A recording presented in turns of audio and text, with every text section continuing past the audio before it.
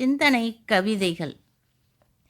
கவிதை என்பது ஒரு தாய் வயிற்றில் பிரசவிக்கும் ஒரு குழந்தையைப் போல. தன்னைப் போல பிறரையும் நினைக்கும் மனம் தங்கம், நினைக்காத மனமே தகரம். புயலுக்குப் பின் அமைதி வரும், துன்பத்துக்குப் பின்னே இன்பம் வரும்.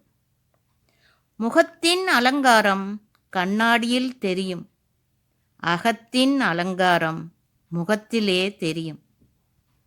அக்கரை பச்சை கானல் நீர் போல, அருகில் போனால் நீயே மேல்.